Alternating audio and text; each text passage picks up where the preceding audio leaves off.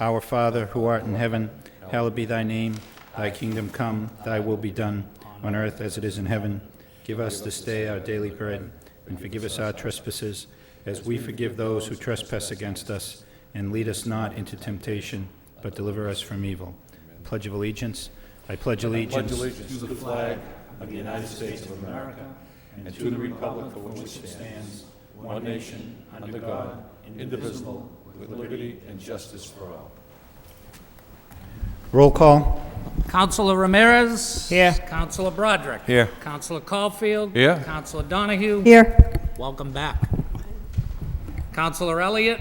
Here. Mayor Martin. Here. Councilor Armand Mercia. Here. Councilor Rita Mercia. Here. Councilor Milanazzo. Here. 9 present. Chair recognizes Councilor Rita Mercier. Thank you, Mr. Mayor.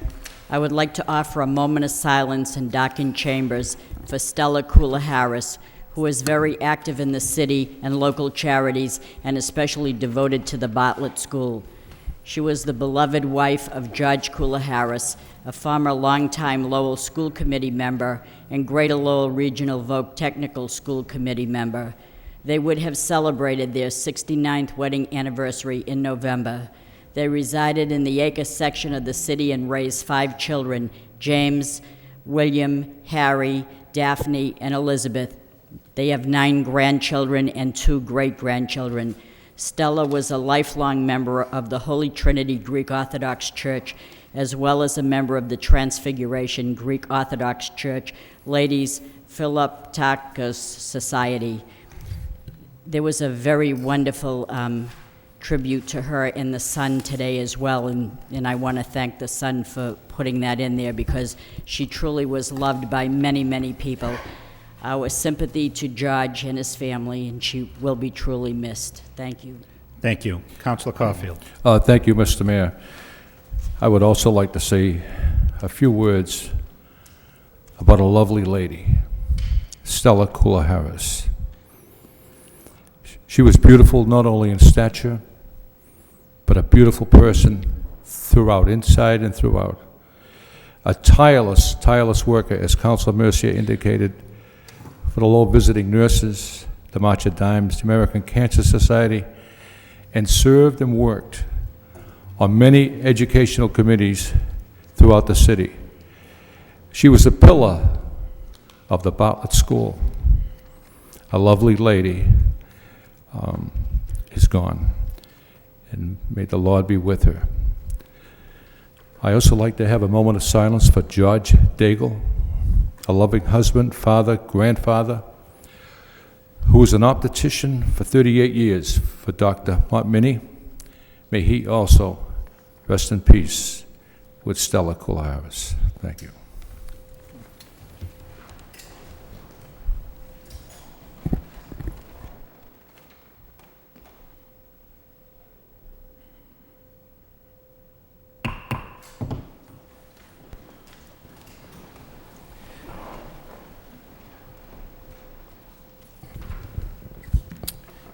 May they rest in peace. First item on the agenda are the approval of the minutes of the August 26th City Council meeting. Motion to approve by Councilor Caulfield, second by Councilor Elliott. All those in favor say aye. Any opposed? The minutes are approved. Under City Manager's portion of the agenda, we have several requests for out-of-state travel. 6. Any objection to taking them all together? No. Motion to take all Motion 6. to entertain all 6 together by Councilor Rita Mercia, seconded by Councilor Milanazzo. All those in favor say aye. Any opposed? We will consider all of these matters together. Motion to approve by Councilor Rita Mercia, seconded by Councilor Milanazzo. Roll call. Mr. Mayor. I'm sorry, Councilor Rita Thank you. Mercia. If I could just make one statement, there is one in particular. It's for out-of-state travel for a Mr. Fernandez, but it is Moran Fernandez. So if I could Right. please state that, thank you. Roll call. Councilor Ramirez. Yes. Councilor Broderick. Yes. Councilor Caulfield. Yes. Councilor Donahue. Yes. Councilor Elliott. Yes. Mayor Martin. Yes. Councilor Armand Mercia. Yes. Councilor Rita Mercia. Yes. Councilor Milanazzo. Yes. Mr. Mayor, Councilor Donahue. This is just a quick question, if we can get a report from the manager on, it was a small ticket item, but one of the out-of-state travels was for the fire department and for a Homeland Security issue. Can we get an update on Homeland Security monies? I know from time to time we've asked to see what we've gotten and what we expect to get. I know that it was a small amount that was coming from the manager contingency, but I'm just curious where we stand on any Homeland Security funds to date. Thank you. Thank you. The next two orders were intended to be drafted together, so I think we'll entertain them both together. I'll just read the preamble for one. An order pursuant to Chapter 13 of the Code of Ordinances, City of Lowell, Massachusetts, concerning Section 13-6 thereof, entitled Temporary Experimental Regulations. Temporary traffic regulations are hereby implemented for a period of 60 days, whereas the City of Lowell desires to make temporary rules regulating traffic under actual conditions for a period of 60 days, and whereas Chapter 13 of the Code of Ordinances, City of Lowell, Massachusetts, Section 13-6 thereof, entitled Temporary Experimental Regulations, authorizes the council to make such temporary rules for a period not to exceed 60 days. Now therefore be it ordered, adjudged, and decreed by the City Council as follows, effective upon passage and continuing for a period of 60 days thereafter, following temporary traffic regulation shall be implemented. This is a loading zone for 453 Market Street and a parking for handicapped person on 39 Groves Avenue. Second reading by title. An order pursuant to Chapter 13 of the Code of Ordinances, City of Lowell, Massachusetts, concerning Section 13-6 thereof, entitled Temporary Experimental Regulations. Temporary traffic regulations are hereby implemented for a period of 60 days. Any questions? Roll call. Councilor Ramirez. Yes. Councilor Broderick. Yes. Councilor Caulfield. Yes. Councilor Donahue. Yes. Councilor Elliott. Yes. Mayor Martin. Yes. Councilor Arman Mercia. Yes. Councilor Rita Mercia. Yes. Councilor Milonazo. Yes. 9 yeas. Next item is an order to vacate, discontinue, and abandon certain public interest rights and easements in a portion of Canoyle Street in the City of Lowell. Motion to waive the full reading by Councilor Caulfield, seconded by Councilor Milonazo. All those in favor say aye. Any opposed? The full reading is waived. This matter is to be referred to a public hearing on October 3rd. So moved by Councilor Milonazo, seconded by Councilor Ramirez. All those in favor say aye. Any opposed? The matter is referred to a public hearing on October 3rd. Next item is a vote to accept $5,000 for a police canine dog. Vote authorizing the city manager on behalf of the City of Lowell to accept a gift from J.A. Wilson, Inc., DBA The Wilson Group, of $5,000 toward the purchase of a drug and tracking canine for use by the City of Lowell Police Department. A motion to waive the full reading of this by Councilor Donahue, seconded by Councilor Elliott.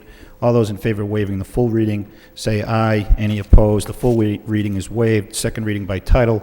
A vote authorizing the city manager on behalf of the City of Lowell to accept a gift from J.A. Wilson, Inc., doing business as the Wilson Group, of $5,000 toward the purchase of a drug and tracking canine for use by the City of Lowell Police Department. Any questions? Yes. Councilor Rita Mercia. Yes, thank you, Mr. Mayor, and I'm happy that someone thought enough to do that, because I believe this is a very important added addition to the police department. What I'm asking is this the second K-9? Do we already have one and this is a second one? Is this K-9 going to be under the auspices of the present police K-9 officer? Do we know any of that? I just am curious. Chief Davis. Just out of curiosity. Good evening. My apologies, Counselor, I didn't hear the question. Oh, you mean I have to repeat it now? You didn't Just a hear it part out of in the hallway? I did not, unfortunately. Okay. Where's the dog going? Is this the second canine dog we have for this Yes. purpose? Yes. Is this dog going to be under the auspices of the same officer that handles? That's correct. Okay. And they'll get along, right? It appears, as long as you have treats, the dog's pretty Okay, much that's yours. fine. Thank you. Roll call. Roll call. Councilor Ramirez. Yes. Councilor Broderick. Yes. Councilor Caulfield. Yes. Councilor Donahue. Yes. Councilor Elliott. Yes. Mayor Martin. Yes. Councilor Arman Mercia. Yes. Councilor Rita Mercia. Yes. Councilor Milonazo. Yes. 9 yeas. Okay, the next matter concerns the appointment of a library trustee. Communication from the city manager. Dear Mayor and members of the city council, pursuant to the authority specified in Code of City of Lowell, Section 17-166, it is with pleasure that I am appointing Christine Dunlap of 216 Nesmith Street, Unit 5, Lowell, Mass., to the Board of Trustees of the library to a term which expires September 12, 2010, or until such time thereafter as a successor is appointed and qualified. Confirmation by the council is required for this appointment and is hereby requested. I have attached a copy of her resume for your convenience. We're happy to answer any inquiry you may have concerning this appointment. Very truly yours, Bernard F. Lynch, City Manager. Move approval. Motion approved by Councilor Donahue, seconded by Councilor Armin Mercier. Roll call. Councilor Ramirez. Yes. Councilor Broderick. Yes. Councilor Caulfield. Yes. Councilor Donahue. Yes. Councilor Elliott. Yes. Mayor Martin. Yes. Councilor Armin Mercier. Yes. Councilor Rita Mercier. Yes. Councilor Milonazo. Yes. 9 yeas. Next item is also a communication from the city manager, a council on aging appointment. Dear Mayor Martin, members of the city council, pursuant to the authority specified under Code of City of Lowell, Section 2-76, it is with pleasure I am appointing Joyce E. Dastu, 9 Emmett Way, Lowell, Mass., to the Council on Aging to a term which expires October 20, 2008, or until such time thereafter as a successor is appointed and qualified. Confirmation by the City Council is required for this appointment and is hereby requested. I have attached a copy of Ms. Dastu's resume for your review and would be happy to answer any inquiry you may have concerning this appointment. Very truly yours, Bernard F. Lynch, City Manager. Move for approval. Motion approved by Councilor Caulfield, second by Councilor Broderick. Roll call. Councilor Ramirez. Yes. Councilor Broderick. Councilor Caulfield. Yes. Councilor Donahue. Yes. Councilor Elliott. Yes. Mayor Martin. Yes. Councilor Armin Mercier. Yes. Councilor Rita Mercier. Yes. Councilor Milonazo. Yes. 9 yeas. Mr. Mayor, Councilor Armin I Mercier. have no problems with these appointments, but I thought that we had a motion put forward, I think by Councilor Donahue, that when the appointments are made, that we get copies of resumes of other people that were interested. Is that no longer going to be the case? I have no problems with it, but there was a motion at one point that when we receive the resume of the person that's appointed, we'd also have copies of resumes of people who have inquired. Is that... That was. I suspect the manager is not aware of that motion as it occurred prior to his appointment, but Okay. I think it's appropriate for discussion, perhaps at the next meeting when he is Okay. here. Right. So, sir, I'll certainly make him aware of that policy. I wouldn't mind it being rescinded, actually, because I think that is the jurisdiction of the manager, but it is a motion that was approved. And I also so- think it may be, I think it's worthy of discussion because I think at least from some public comments the manager has made, he's not necessarily entertaining applications for a certain position. Right. People are applying generally that have an interest in serving the city. Councilor Donahue. Thank you. I mean, I think it's always been clear that the manager, certainly on certain of these appointments, it's the manager's call. But I would agree that where the manager has a different philosophy, Manager Lynch, in terms of looking at applicants and deciding where he or she may be best used, we should discuss it, I think, with the manager at the next meeting, just so we all understand and whether there's any policy to be set by the council. So I think if we can get either discussion put on the agenda for the next meeting just to review, or I can file a motion, whatever. I was going to suggest we just put it on the agenda under unfinished Fine. business, sir. Councilor Caulfield? Thank you, Mr. Mayor. With these two applicants, there is resumes, lengthy resumes, and they're outstanding resumes, so I just want to point that out. Just to Councilor Armin Just Mercier. to clarify, this had nothing to do with the two resumes that I voted for and that I totally support. This is something to do with the motion that was made previously and that was approved, suggesting that when a manager makes the appointment, he also gives us copies of resumes of other people who've applied. So now that the manager has a different philosophy, I think it is worthy of discussion, and I'm delighted that, Mr. Mayor, you'll see that it gets on the agenda. Again, no reflection on the qualifications of the people that we've approved tonight. Thank you. Councilor Ramirez? Yeah, I just wanted to make sure that these stand as voted, though, correct? Oh, absolutely. Okay. Yes, Thank you. absolutely. Sure. Okay, next item is a Vote authorizing the city manager to enter into a license agreement with the Revolving Museum, the principal offices at 22 Shattuck Street for use of City of Lowell property at 307 and 291 Jackson Street, located at the side and rear of 307 Jackson Street, Lowell, Massachusetts. This is a somewhat lengthy vote. Move to waive the full reading. Motion to waive the full reading by Councilor Donahue, seconded by Councilor Broderick. All those in favor say aye. Any opposed? So the full reading is waived. Second reading by title.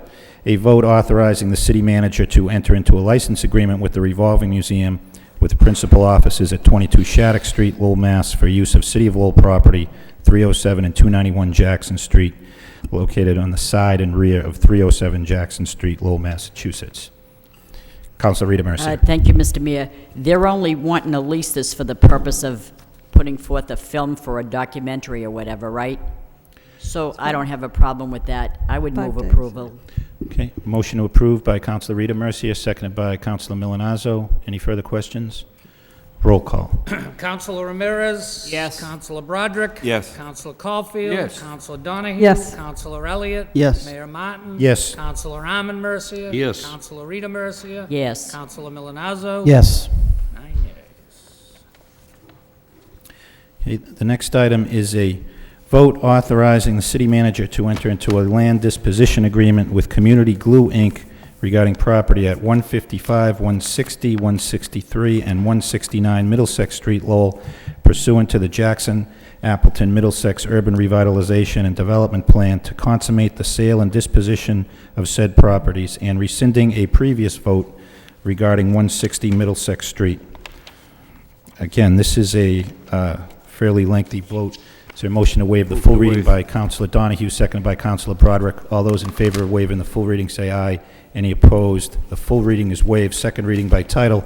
A vote authorizing the city manager to enter into a land disposition agreement with Community Glue, Inc. regarding property located at 155, 160, 163, and 169 Middlesex Street, Lowell, pursuant to the Jackson Appleton Middlesex Urban Revitalization and Development Plan to consummate the sale and disposition of said properties and rescinding a prior vote regarding 160 Middlesex Street, Lowell. Any questions?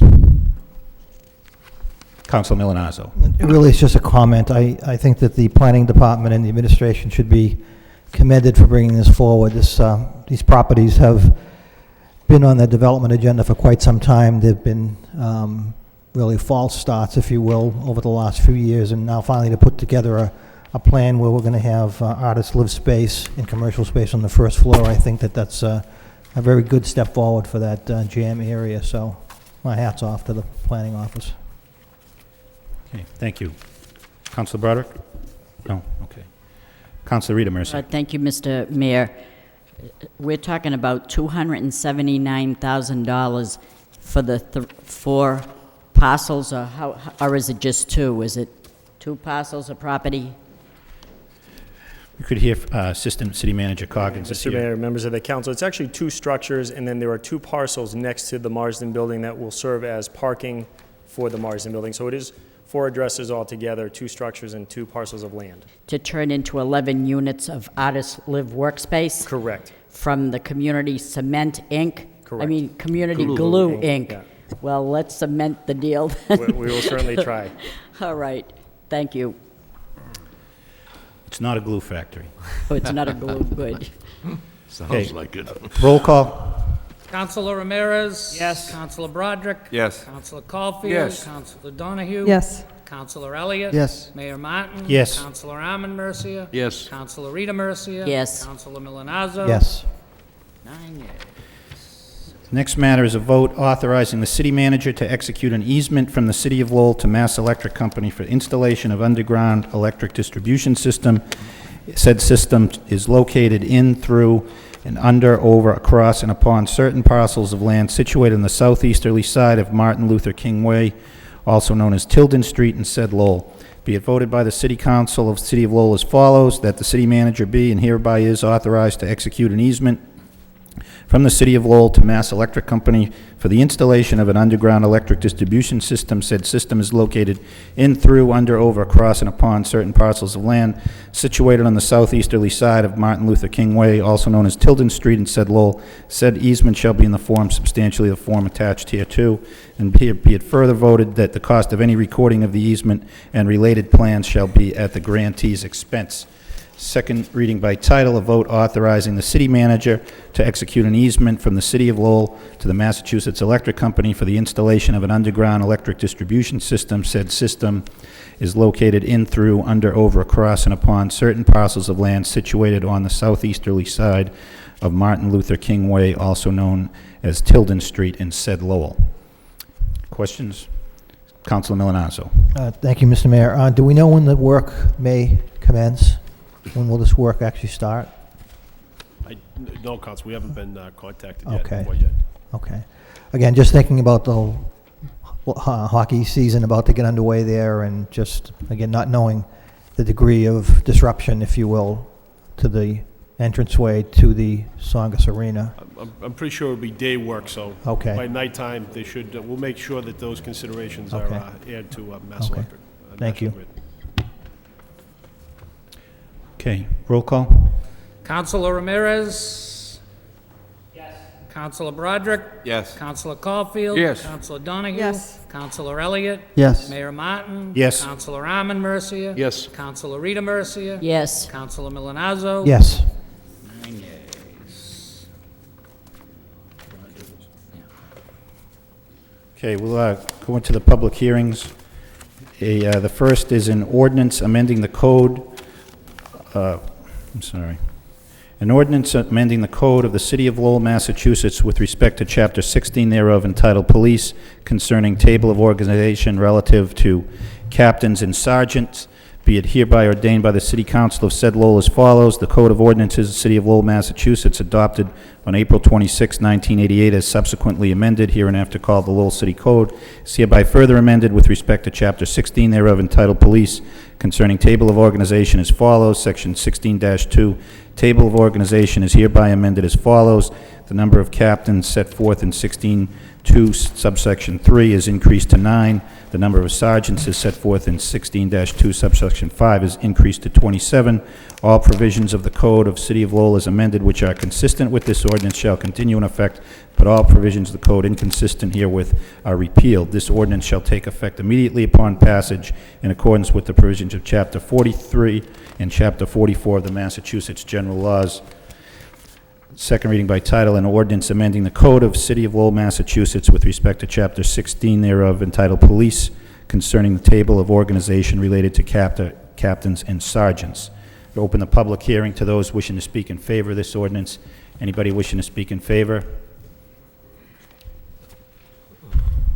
Mr. Mayor, Assistant City Manager, and members of the City Council, my name is Ed Davis. I'm the Police Superintendent for the City of Lowell. I'm speaking in favor of this ordinance tonight because this plan would give us finally the ability to merge two different philosophies of the police department, one being community policing. There would be enough captains under this plan to supervise the city in a geographic way so that 24 hours a day, 7 days a week, one captain would be paying close attention to everything that was happening in one geographic sector of the city. And at the same time, this would satisfy the union's concern and the historical form of management that we've had in the police department, which is management by shift or time or temporal supervision of the police department. There was an arbitration decision that came down several years ago that indicated that because of the contract, it was important to supervise not only geographically but also temporally. It is really, this plan gives us the best of both worlds and can be done within the budget that we have due to the requirement that we have to pay lieutenants who are operating in a captain's capacity. So I spoke to Manager Lynch about this, and he believes, as well as I, that this is the best way for us to proceed. It will satisfy your desire to have a fully implemented community policing program, and at the same time allow temporal supervision, which is the desire of the labor organization. Thank you. Thank you. Anybody else wishing to speak in favor? Anyone wishing to speak in favor of this ordinance? Anyone else wishing to speak in favor? Hearing none, that portion of the public hearing is closed. Anybody else wishing to speak in opposition? Anyone wishing to speak in opposition? State your name and address for the record, please. Good evening, Mayor Martin, councilors. My name is Carlos Ramirez. I currently reside in Draco, but I'm an employee of the police department and have been for the past 11 years. Chief, this is with total no disrespect, and I'm here in opposition to this motion to amend the table organization of the department. It's not that I'm not against the motion so much, just the timing of the motion. I mean, the motion asks to create another captain's billet to be filled by a lieutenant. It's my understanding that that creates a lieutenant spot, and in doing so, that creates 2 sergeant spots. We currently have a lieutenant in charge of the late night shift being paid captain salary. We also have a lieutenant in charge of the day shift being paid captain salary because these positions are captain billets. So you can make an argument that we need to expand the department's table organization. As everyone is well aware of, we are short-staffed. By promoting at this time from patrol, we cause more of a shortfall in staffing. We have 6 recruits in the academy who will be graduating in November. They will have 3 months of field training, officer program, so won't be out in the street on their own until February of '07. However, by filling the sergeant spots right now would be unfair. I say unfair because we are scheduled to have a promotional exam at the end of next month. I will tell you that I signed up for the exam, and even if I wasn't taking the test, I still feel that this issue is unfair. Civil service calls for promotional exams every 2 years. To be eligible for the sergeant exam, you have to be employed for 3 years. We last had the sergeant exam in 2003. Civil service states that a police chief/superintendent can extend the promotional list for up to a year, but must offer the test the following year. This occurred with the department. We were supposed to have the sergeant test last fall, but it was extended till this fall. The last date to file for the exam, for this exam coming up, was yesterday, the 11th. In my 11 years on the department, I've seen guys that were at the top of the promotional list die on the list because there were no job openings when the next test was scheduled. That's life, those are the rules. I've also seen guys be made temporary sergeant, only to die on the list because the next test is scheduled. They are made aware that there are no guarantees of retaining the spot. At the end of last year, the beginning of this year, we had 4 temporary sergeants made because of injuries to superiors. After those superior officers were injured, with injuries returned to work, the temporary sergeants went back to patrol except for 1 temporary spot, which is still that is still there. Nothing's changed since then, so why couldn't this have been brought forward early in the year? That way everyone wanting to take the exam could have made a rational decision to sign up or not. Also, to study for the exam, you have to buy the books, which cost a few $100s. Filing for the test cost $125 this year because the state raised the fees. Some guys take seminars for the exam, which cost a few more $100s. Also, you have to commit to studying for a good 6 months to expect to do well on the exam. So in my eyes and on the eyes of other guys taking the exam, to pull the rug from under their feet at the 11th hour isn't fair. No one knows if there will be promotions off the new list, but if there are 2 openings that occur in the fiscal situation the city is in, are they going to be promotions, or will the table organization revert back to cover the promotions? Like I stated in the beginning, I'm not opposed to amending the table organization, just a portion pertaining to promoting the sergeant's spots, at least until the new list is posted, which is usually the end of the year or the beginning of next year.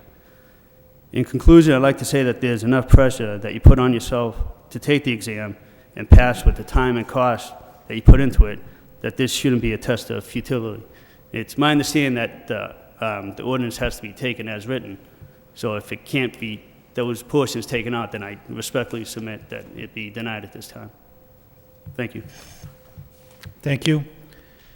Anybody else wishing to speak in opposition? Anyone else wishing to speak in opposition? In opposition? Hearing none, that portion of the public hearing is closed. Councilor Ramirez? Thank you, Mr. Mayor. I was just informed by the city solicitor that where Carlos is my brother, any kind of participation on this from me may be a conflict of interest, so I'm going to recuse myself. Yeah. Okay. Thank you. What's the wish of the council? Move approval. Motion approved. Motion to approve by Councilor Armin Mercia, seconded by Councilor Broderick. Any discussion?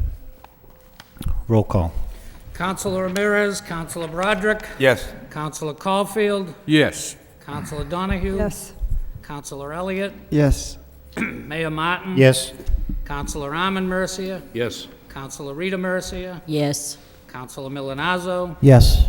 8 yeas, 1 absent. The ordinance passes. 8 yeas, 1 absent. The matter is approved. The ordinance is approved. Next public hearing is an ordinance amending the Appendix A zoning various sections, an ordinance amending the Code of Ordinances, City of Lowell, Massachusetts, with respect to Appendix A thereof entitled Lowell Zoning Ordinances by amending various sections. We have opened the public hearing for those wishing to speak in favor. Those wishing to speak in favor of the ordinance? Anyone wishing to speak in favor? I do understand that the subcommittee on zoning met on this matter before the council meeting and was perhaps going to suggest that the public hearing be continued. Is that correct? Yes, there was a vote taken at the subcommittee to recommend continuing the public hearing, open it, and continue to get further recommendations and suggestions from the planning board at a meeting Thursday, September 21st, in these chambers at 6:30, and then to recess the subcommittee meeting to, I believe it's September 25th, a Monday, at 5 p.m. We have a neighborhood subcommittee meeting at 6, so it'll be prior to that. And then, with the understanding that it would come back to continue the public hearing October 3rd. Now, I've had some discussion with the city solicitor, and for everybody's edification, maybe she could expound on the benefits of continuing versus opening and then closing the public hearing. As my understanding is that if we continue it, the subcommittee cannot deliberate and make a recommendation as to the contents and specifics of the ordinance, as opposed to if we open and then close it, we can. But then if there's a substantial change, then we have to republish and then come back for a new public hearing. So the recommendation from the subcommittee was to open the public hearing and continue it with these other dates set to hopefully come back on the 3rd with a final ordinance. City Solicitor, maybe you could give everybody... Do you have some guidance to suggest here? That's fine, and thank you. And in the subcommittee meeting, since there was a recommendation to continue it, I think that to err on the side of caution and continuing it rather than holding the public hearing, because arguably somebody might have attended the public hearing, was under the assumption that the public hearing was going to be continued and now didn't appear before the council to speak in opposition if the council were to actually entertain the public hearing and then close it. As far as what happens down the road, it may be that if there ultimately are going to be substantive changes to this ordinance, it may necessitate the re-advertising, republication of the ordinance. In the event that there aren't substantive changes, then the council is free to continue with the public hearing and take it up and either vote the ordinance up or down. Okay. Is there anybody here who has intended on speaking on this matter this evening? We're going to open. I don't want to cut off debate, so is it possible to hear from the folks that have... Oh, we're going to open the hearing, right? You could open the hearing and you can hear from whomever's here today, and then, but I would recommend that since there was a recommendation at the subcommittee level, that the recommendation be approved and that the public hearing is in fact continued. Okay. All right. Why don't we hear from, is there anyone here in favor? Wants to be heard tonight? Okay. Anybody who is in opposition that wants to be heard tonight?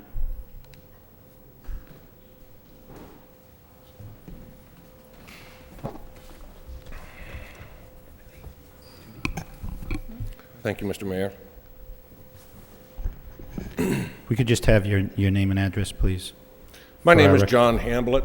I live at 495 Varnum Avenue, and I am here to address my concerns with the current amendment for accessory dwelling units that you have before you. First, I would like to express a personal opinion. I'm concerned about the speed that this amendment is moving forward. We are, after all, talking about the possible elimination of single-family housing. That could affect every person living in a single-family house or neighborhood.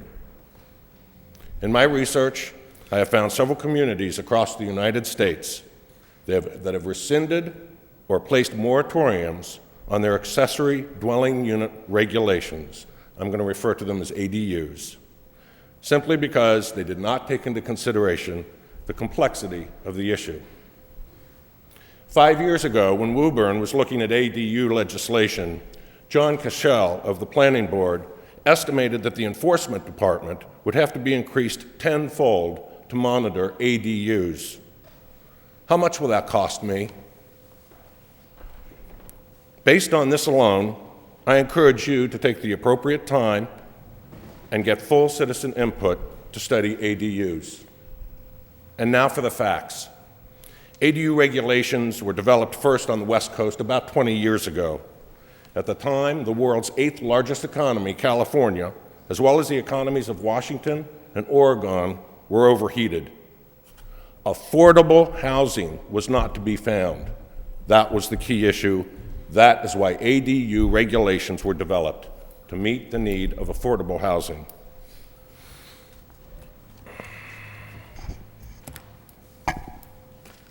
This 30-page document on ADUs was developed from an organization, MRSC, a nonprofit research organization based in Washington, D.C.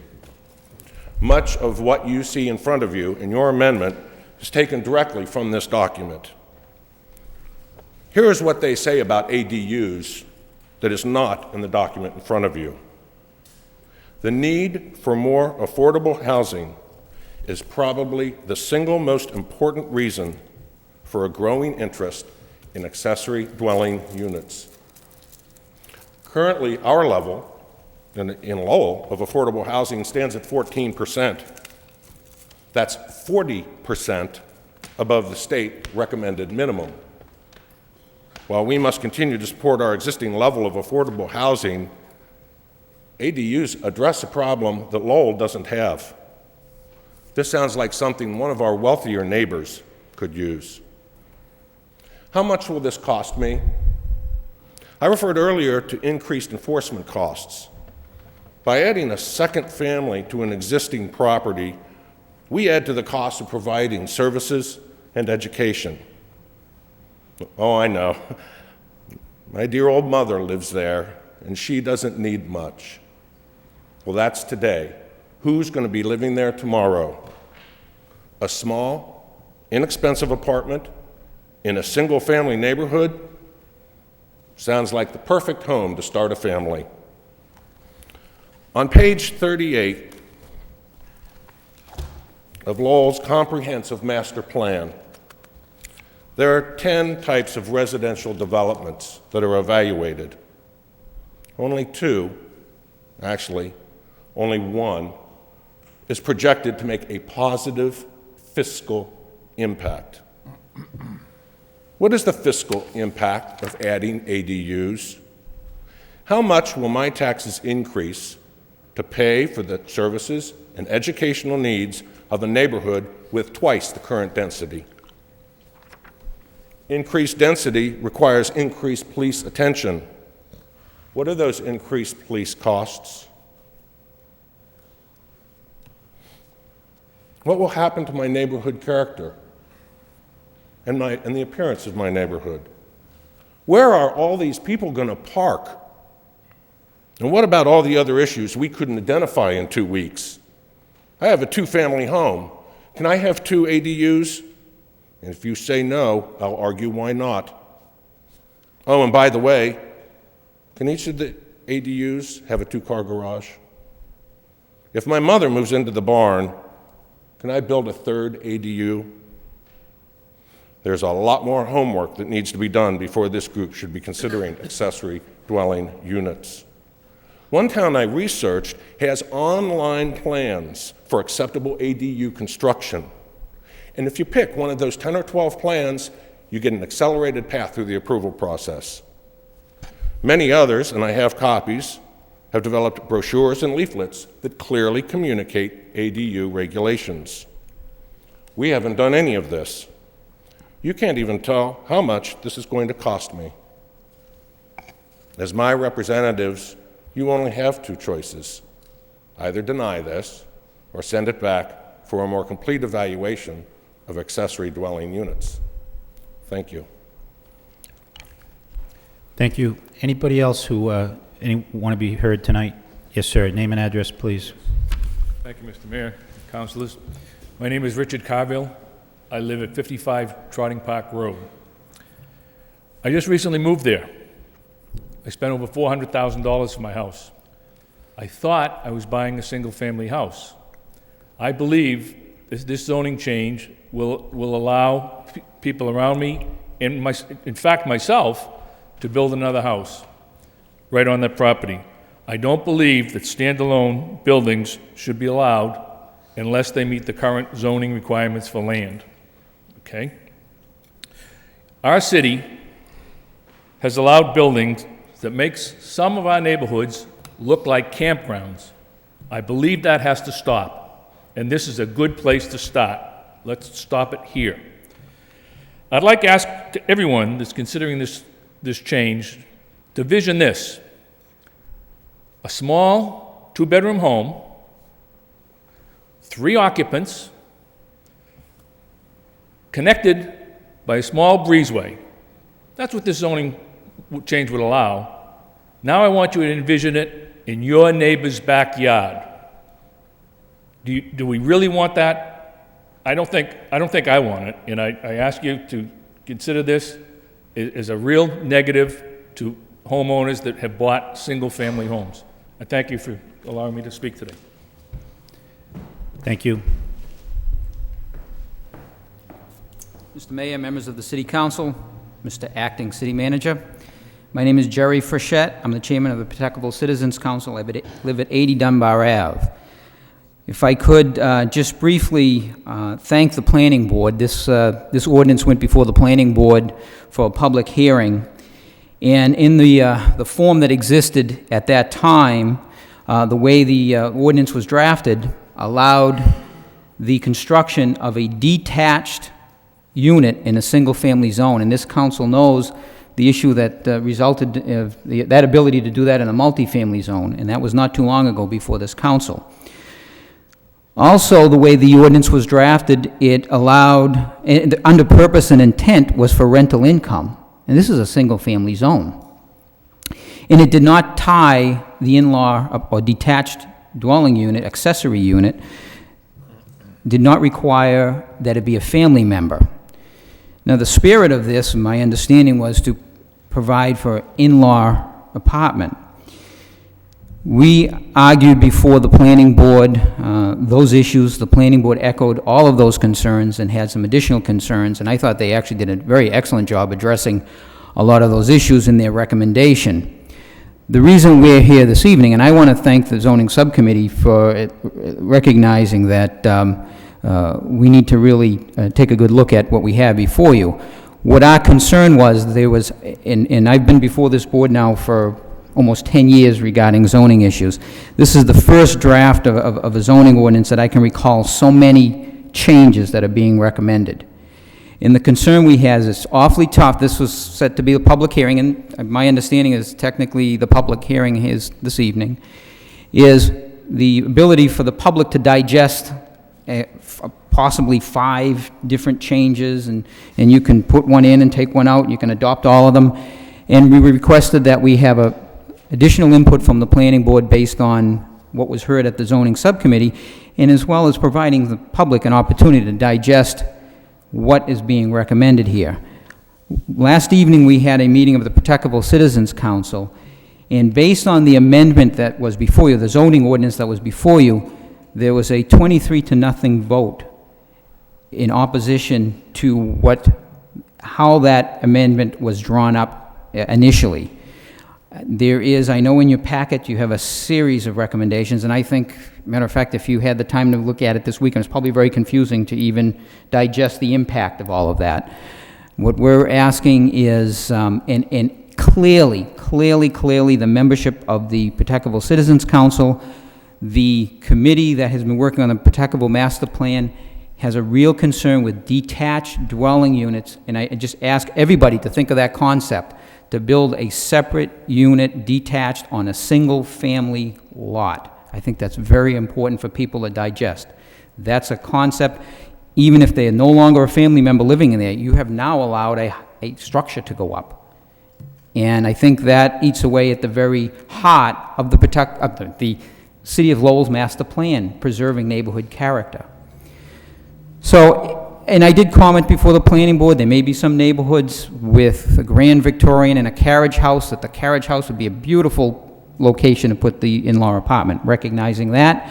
However, most of the neighborhoods in Lowell are really don't fit that profile, really, when you go across. And this is an ordinance that is being drafted that would apply across the board. And I think that's very important. I appreciate the seriousness in which the council recognizes that this needs to be deliberated on some more before a vote is taken. And I would urge you to please take all of those in consideration. And what we've asked is to finally have a draft that appears to be pretty close to the document that's going to hit this council for a vote, because that'll give us an opportunity for the public to digest what you have before you. Thank you very much. Thank you. Anybody else wishing to be heard this evening on this question? Okay. Councilor Broderick. Thank you, Mr. Mayor. To elaborate on the subcommittee, I guess this can be in part of the report, I guess. There was discussion that DPD is going to provide for the public, and they'll put a link on the website, we call it a cheat sheet ordinance, illustrating the planning board's recommendations, and also, if it's different, one for DPD's recommendations. As we got tonight, in our packets last week, I should say, DPD then has given us recommendations on how to maybe deal with the planning board's recommendations or concerns. I mean, there were a number of concerns and recommendations. Not having the properties available for rental units, a time limit, whether it's 5 years, setting some type of time limit, they would have to come in and reapply for an occupancy permit and show proof that there is a familial relationship. Obviously, there has to be some type of family relationship. Limitation in size, maybe 50% of the existing structure. As you can tell from the discussion tonight, the real opposition and the real, I think, discussion is going to revolve around whether the unit can be detached. There were some recommendations as to how it could be detached and still limited, so that it would be not detract from the neighborhood, a special permit process through the zoning board of appeals. And also, very importantly, that the occupancy permit would expire upon sale or transfer. So if a person sold the house, they can't sell it as a two-family. There'd be a deed restriction, and it would automatically expire. There were, as has been referenced, a number of suggestions and recommendations, and that's why it came out of the subcommittee as a recommendation to continue at this time and get some more information and try and put it in a format that might be more, first off, more accessible, but also a little bit more readily understandable and cohesive for the public, as it's going to be a public hearing. Thank you. Okay. Thank you. So as I understand, your motion is to continue the public hearing until October 3rd? And, yes. And in between that time, the planning board is going to meet on September 21st. September 21st on this, and then the subcommittee is going to meet again? Monday the 25th. The 25th. At 5 o'clock. And both to hear the concerns from the public, and that's the purpose of keeping it open. And then to come back, hopefully with a recommendation to take a vote on a final ordinance on the 3rd. Okay. So motion to continue the public hearing till October 3rd by Councilor Broderick, second by Councilor Caulfield. Councilor Elliott. Thank you, Mr. Mayor.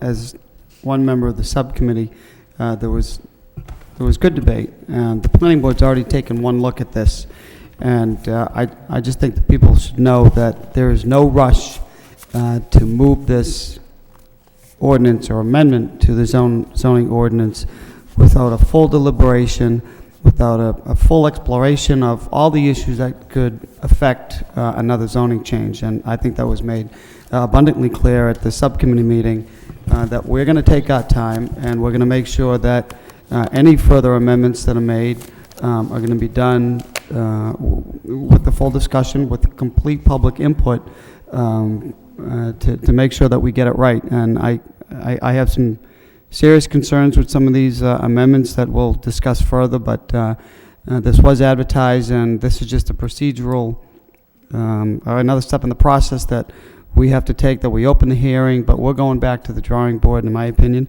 until we get it right.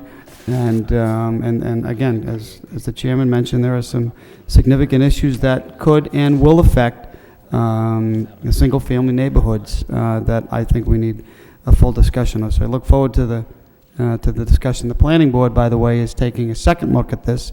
They've already brought forward a couple of pages of recommendations on how to make sure that we, again, tighten the zoning code, and it was alluded to earlier, protect the neighborhoods, protect, people shouldn't have to police their neighborhoods after the fact. So in any event, I'll weigh in later, but I just want the people at home to know that we are not moving in anything but a judicious manner to make sure that we get this and we get it right, and there's complete public input. So thank you, Mayor. Okay. All right, so the motion's been made and seconded to continue this matter till October 3rd. Any further discussion on this? All those in favor of that action say aye. Any opposed? So this matter will be continued for further public hearing October 3rd, 7 p.m. Thank you. Next public hearing is a petition by National Grid requesting 61 feet of conduit in Middle Street.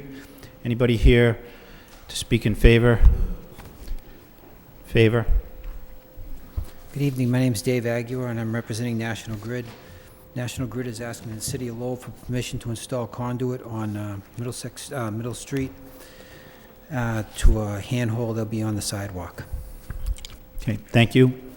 Anyone else wishing to speak in favor? Speak in favor? Hearing none, that portion of the public hearing is closed. Anybody wishing to speak in opposition? In opposition? Hearing none, that portion of the public hearing is closed. What's the wish of the council? Motion to refer to the wire inspector by Councilor Milanazzo, seconded by Councilor Rita Mercier. All those in favor say aye. Any opposed? The matter will be referred and held for 1 week, I believe. A question, Mr. Mayor? Oh, question, yes. Councilor Milanazzo. Middle Street being a street that is paved in cobblestones, will we be assured that the cobblestones will be put back, or what? I guess is the question. Yes. Everything will be put right back the way, the way it was. Okay, thank you. Okay, thank you. Okay. Okay, that concludes the public hearings, which brings us back to the city manager's portion of the agenda. The next item is a vote to establish an economic opportunity agreement for Cross Point Towers. Vote to establish the Cross Point Economic Opportunity Area, whereas the City of Lowell desires to establish an economic opportunity area at 900 Chelmsford Street to make tenants in that area eligible for benefits under State Economic Development Incentive Program. Now therefore be it resolved by the City Council of Lowell. The City Council of the City of Lowell hereby establishes the Cross Point Economic Opportunity Area as follows. Beginning at point northerly boundary of Stevens Street, it is intersects Chelmsford Street and Industrial Ave, then easterly across Chelmsford Street to the intersection of Industrial Ave, and then easterly along the northerly boundary of Industrial Ave to a point centering the I-495 connector right-of-way, then southerly along the center line of the I-495 exit ramp to I-495 Route 3, then westerly along the center line to Route 3 North exit ramp to Route 3, the intersection of Chelmsford Town Line, then northerly along the Chelmsford Town Line to its intersection with the exit ramp of Route 110, then northerly along the center line of the exit ramp of Route 110 to the intersection of northerly boundary of Chelmsford Street right-of-way, then northeasterly along the westerly boundary Chelmsford Street right-of-way to a point northerly boundary of Stevens Street right-of-way at its intersection Chelmsford Street Route 110, that the city authorized to take whatever action necessary and appropriate with the Massachusetts Economic Assistance Coordinating Council with respect to such designation as the Economic Opportunity Area. Second reading by title, a vote to establish the Cross Point Economic Opportunity Area. Questions? Councilor Milanazzo. Oh, I'm sorry. Councilor Rita Mercier. Yes, thank you, Mr. Mayor. Is this a procedure that would be presented to us in order to have someone qualify for a TIF? I believe that so. they Maybe have we to could be hear within this from area? the Assistant City Manager, Mr. Coggins. Councilor, you're correct. The first step is to establish the economic opportunity area. Once the council votes that to create it, we can then come back before you. That's the next vote to enter into the tax increment financing agreement. So that's why there are two separate votes. The EOA comes first, and then the actual tax agreement comes second. So that, let's say down the road, another development company comes in, let's say in that particular area, could they then ask the city if they could have a TIF because they would be hiring 100 people, let's say? They can. One of the things that we have done over time, we've now done, this is our 14th TIF since I have been with the city. We used to make them for broader geographic areas, but when you do that, that starts the 20-year countdown clock going. So we've started to, over the last 5 or 6 years, make them parcel specific. In this case, the EOA is specific to 900 Chelmsford Street or the boundaries that surround Cross Point Towers. To answer the second part of your question, this TIF is specifically going to be for the benefit of Motorola. However, if another company were to come into Cross Point, they would have the right to come through us and to request a separate TIF for them. But it does not automatically extend to any other existing company. It does not extend to any other companies that may come in. But the opportunity would still be there. Now let's say a company moves 500 yards down the street. We could come back into you and ask to create a second or additional economic opportunity area specific to that location. Specifically like Industrial Avenue? Certainly. Okay, that's what I wanted to know. Thank you. Councilor Armin Mercia. The only question I have is, I thought this was already an economic opportunity area when we granted Cross Point a TIF. It actually expired with the expiration of the TIF agreement, which back then was only for 10 years. Okay. Councilor Caulfield. Thank you, Mr. Mayor. I believe the first TIF, Matt, was granted in 1992, 93 for Cross The Point program Towers. came out in 93. The last TIF for the building ran from 1994 to 2004. Right. And had we not done that, Cross Point Towers wouldn't be as successful as they are today. Correct.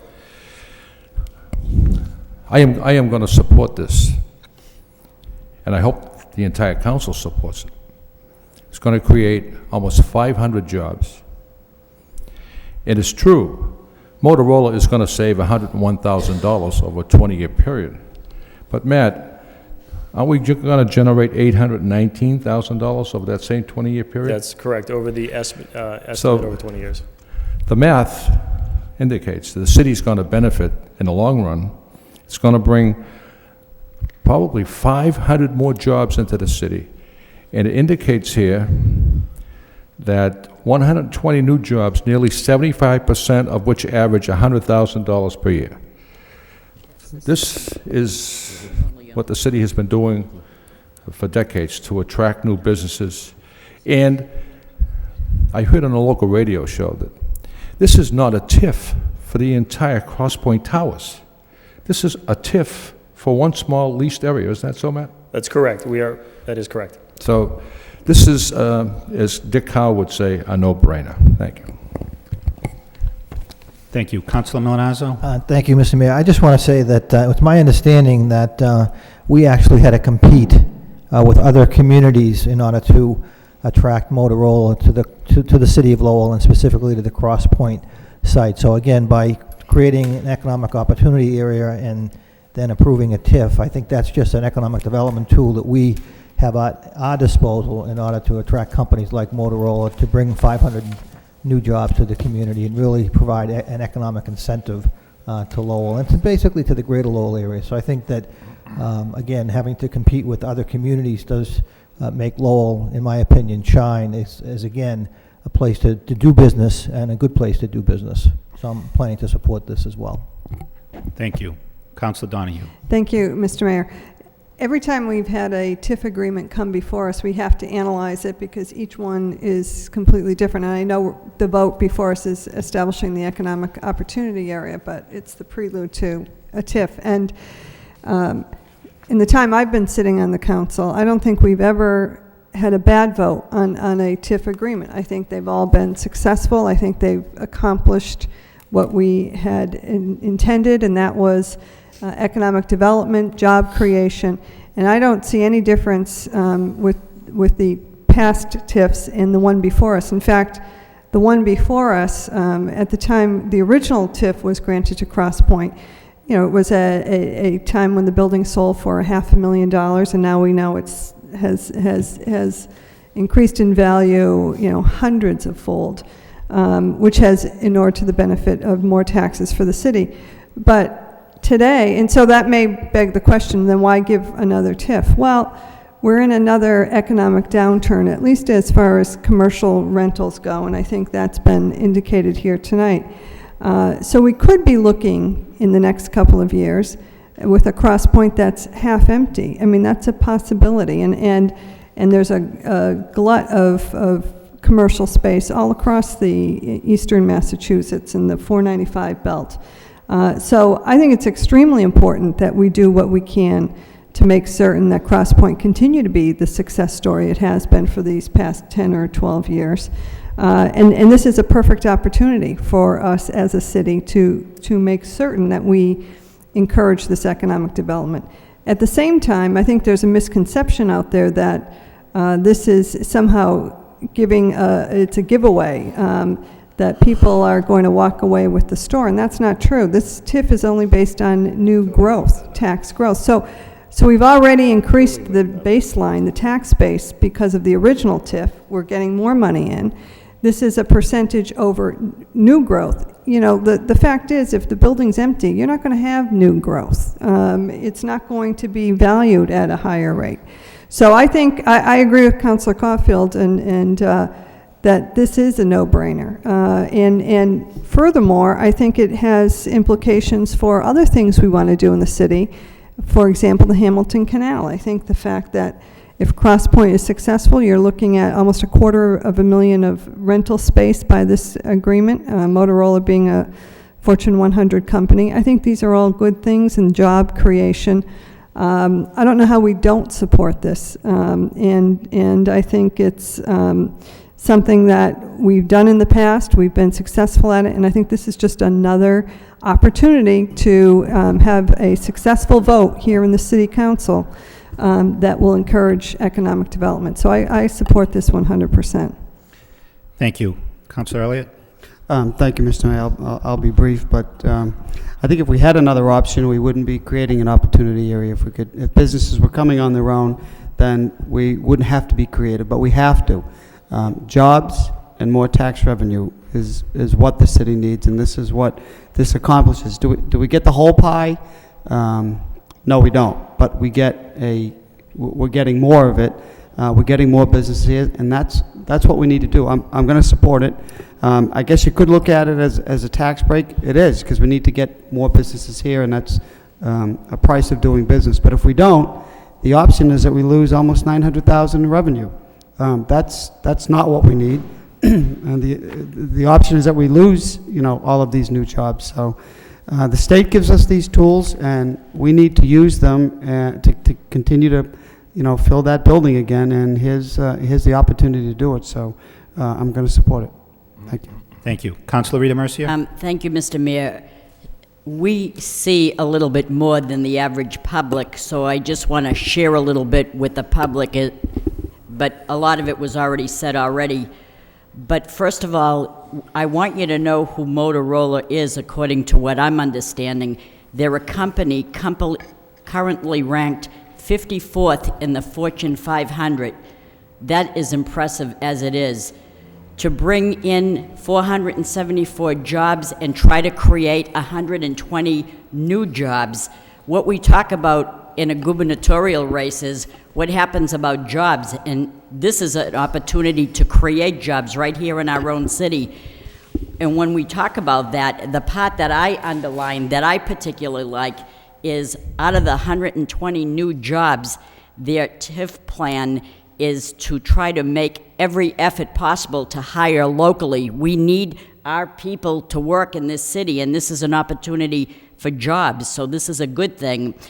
When we talk about the TIF that we're giving, I know there was some talk about who's going to benefit from it. Is it CrossPoint or is it Motorola? Well, the TIF is actually for CrossPoint Ltd., but it's actually going to benefit Motorola by being there.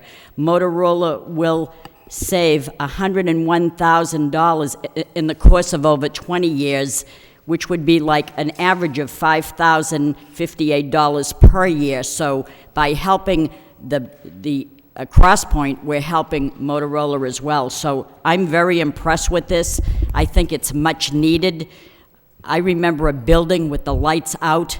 Today we see lights on, and I'm very impressed with that. I'm happy to be a part of it, and I am in favor of supporting it. Thank you. Thank you, Councilor Vidamercia. Councilor Ramirez. Thank you, Mr. Mayor. I'm going to join the chorus line here, and I am going to support this because job creation is important. But I just want to take a moment to thank Matt and the Department of Planning and Development for working so hard on this and creating this opportunity. So thank you. Thank you. Mayor Martin. Thank you, Councilor Milanazzo. Councilor Rita Mercier is absolutely right that that this is something that we should embrace. I know some of us are involved with various campaigns for the person to be elected governor. They've all come up here to Lowell, and when I've met with candidates for governor, they ask me, what's your biggest need? And I say all the time to these folks, our biggest need is jobs. I mean, that's what our economy, especially in Massachusetts, has lacked in the last 5 or 6 years. So something that's going to bring hundreds of new jobs to me is something we should embrace. And I also agree with Councilor Donahue about some of the misconceptions there about these tax increment financing or TIF plans. They don't give back taxes that we collect today. They restrict the rate of growth on future taxes, which if we didn't do things like this, there wouldn't be any anyway.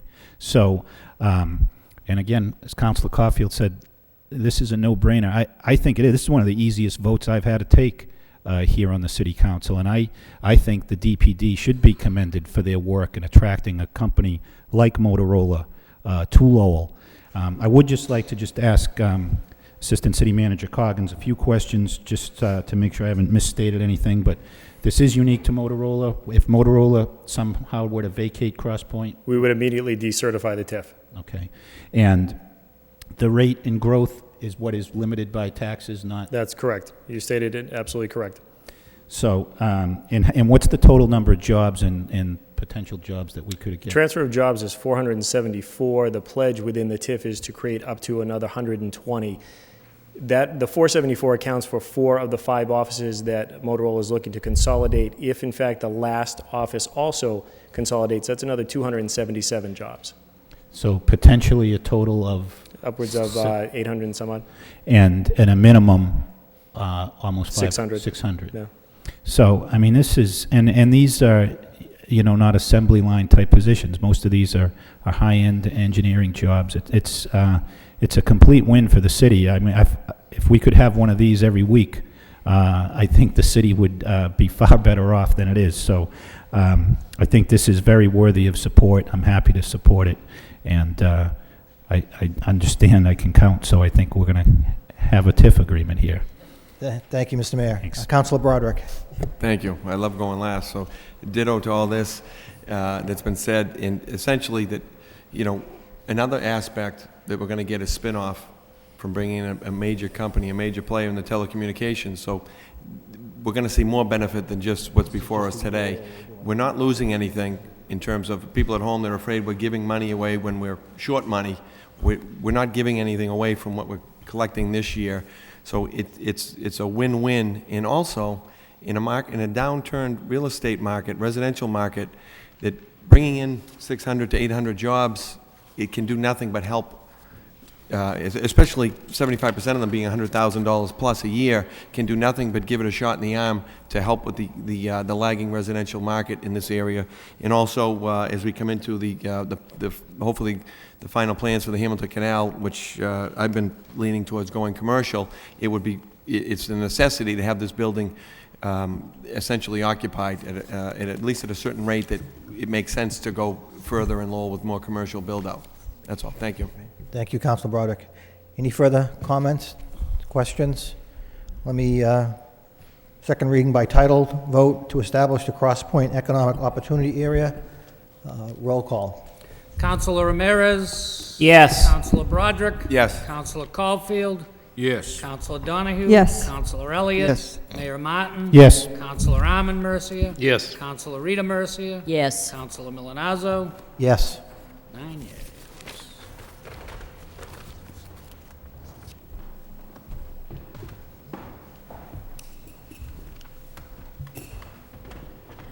Okay, the next vote is a vote approving the certified project application and authorizing a tax increment financing agreement for CrossPoint Limited Partnership LLC, whereas CrossPoint Limited Partnership LLC has applied for designation as a certified project under Mass Economic Development Incentive Program created by Chapter 23A of Mass General Laws, and whereas CrossPoint Limited Partnership LLC meets the minimum standards for the Economic Development Incentive Program and the local economic development goals and criteria established as part of the document creating the CrossPoint Economic Opportunity Area, and whereas the proposed project is located at CrossPoint, 900 Chelmsford Street, Lowell, Massachusetts, and whereas the project as proposed is consistent with and can reasonably expected to benefit significantly from inclusion in the CrossPoint Economic Opportunity Area, whereas the project will not overburden existing municipal services, infrastructure, and utilities servicing the Chelmsford Street and Industrial Ave areas, and whereas the project is described in this proposal will have a reasonable chance of increasing employment opportunities for residents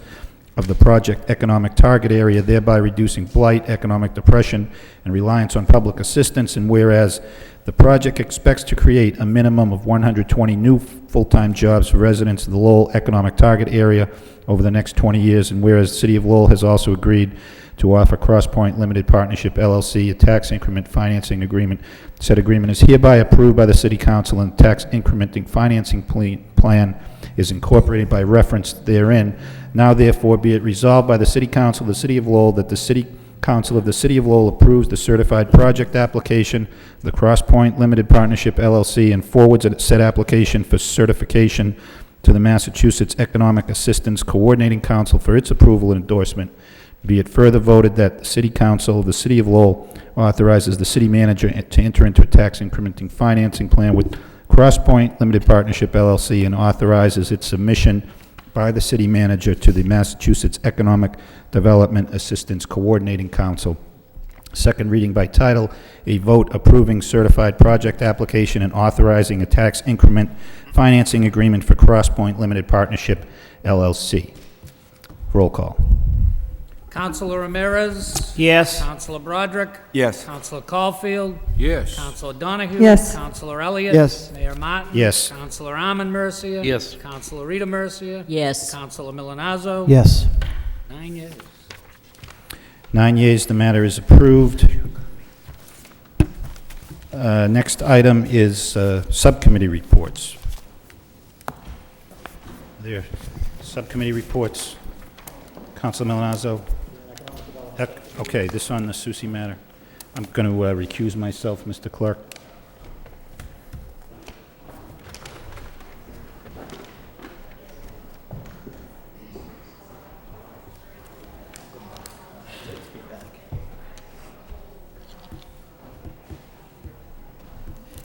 If it's okay with the body, if I give my report from the chair?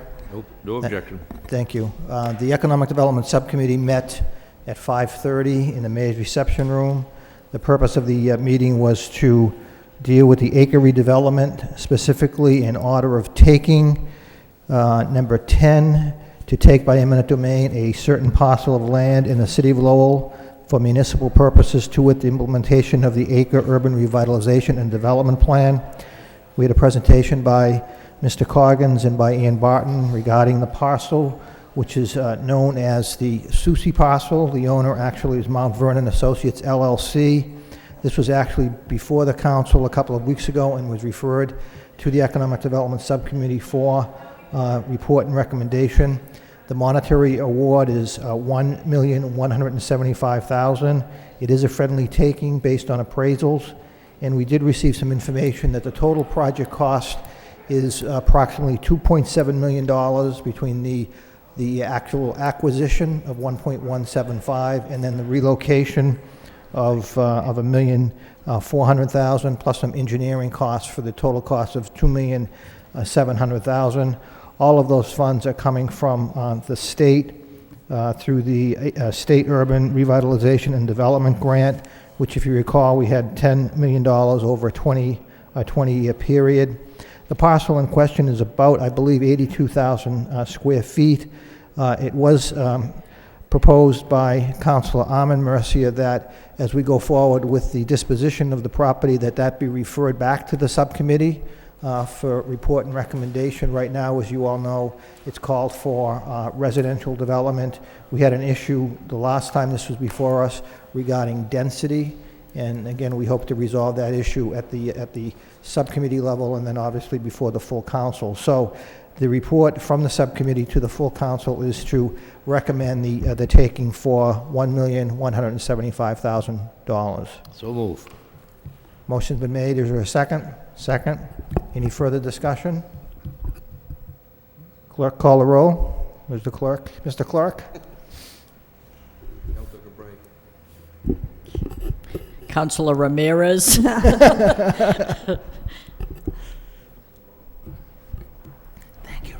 Thank you, Mr. Clerk. Sorry. That's quite all right. Councilor Ramirez. Yes. Councilor Broderick. Yes. Councilor Caulfield. Yes. Councilor Donahue. Yes. Councilor Elliott. Yes. Mayor Martin. Councilor Armin Mercia. Yes. Councilor Rita Mercia. Yes. Councilor Milonazo. Yes. 8 yeas, 1 absent. Thank you.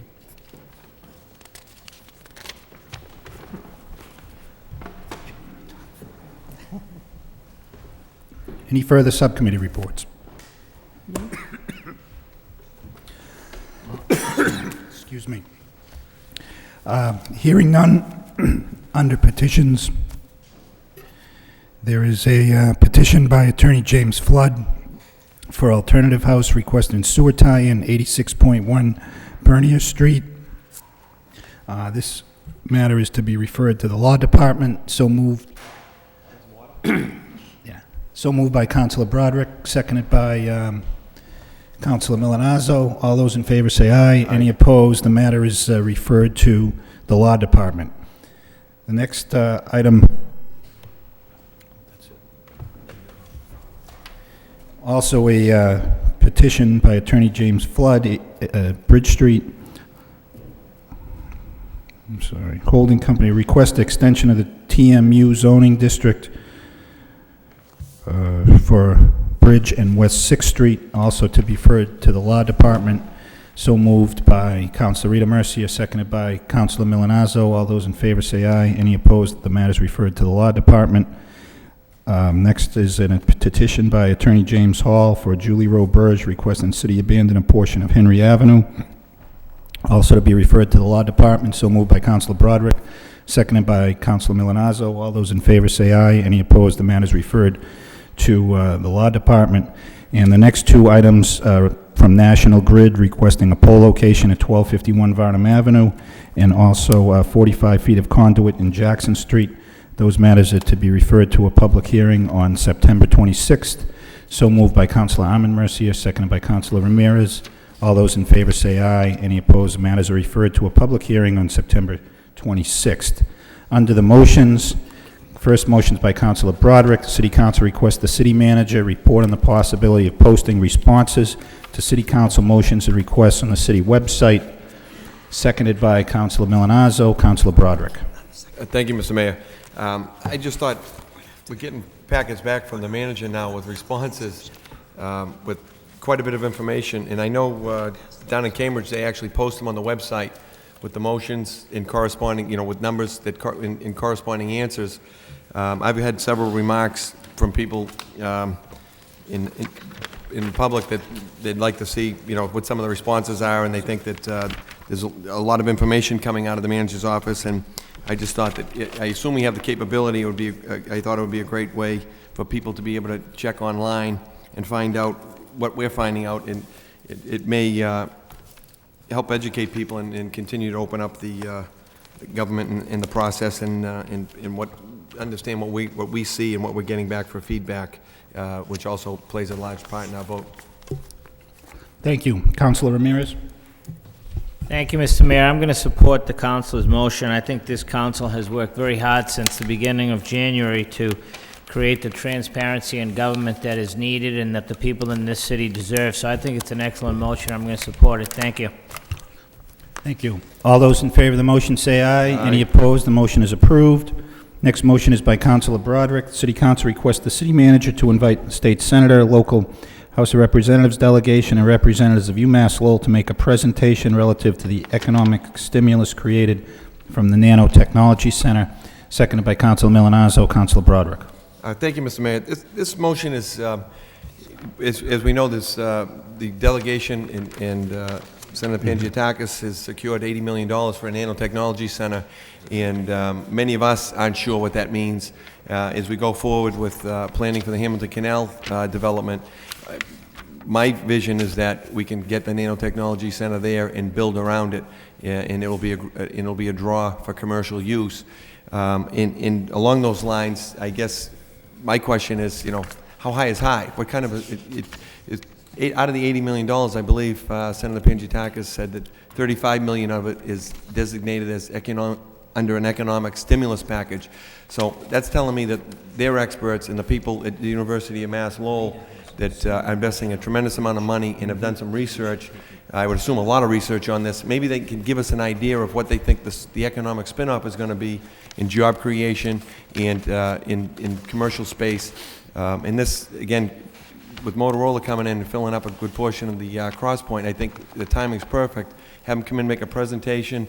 And my idea was to have them do it at a full council meeting so that people at home could see it, so people in the community have an understanding of what's going on here, how big this really is. It's nice to throw the name nanotechnology around and science of the small, but I think that what we need to try and get a handle on is what is the economic impact going to be here? Because if we're going to go forward with a plan for $50,000 or $250,000, 250 square feet of commercial space, I think we need to know what do we anticipate, because it may change things if they tell us we should have 1 million square feet of commercial space available, but it may not be necessary for 10 years. I don't know, but I just thought it would be a good idea to have them come in, make a presentation to the council and to the public, but through the council chambers, to find out what do they anticipate, so that we're not just throwing numbers around and taking a guess. Thank you. Thank you. Councilor Ramirez. Thank you, Mr. Mayor. I wholly support the motion. There's just a couple of comments I want to make. Councilor Milonazo and I attended a meeting up at the university maybe about a month ago, and I guess this may be by way of some type of subcommittee report. We met with all the folks that Councilor Broderick is mentioning, and they initially sent out a request for a site plan, and Matt Coggins of Planning and Development recommended that the jam plan be included in that site plan. And then they're going to come back in the next few months and see what the design folks have to say about the different locations that were submitted. So the jam plan is being included in the selection process. They're expecting that the project of the nanotechnology to actually put a spade in the ground won't take place until 2010. So there's a lot of work to do between now and then, but I think Councilor Broderick has an excellent idea to have the whole council and all the viewers at home, because it's quite a presentation. So I'm going to support it. Thank you. Thank you. All those in favor of the motion say aye. Any opposed? The motion is approved. Next motion by Councilor Broderick, I believe, is going to be withdrawn. Yes. Is that correct? Okay. So the next motion by Councilor Broderick is the City Council requests the city manager report on the closing of the Boot Mill-owned Bridge on Broadway Street and the effect of on LRTA and emergency vehicles. Councilor Rita Mercia has a similar motion.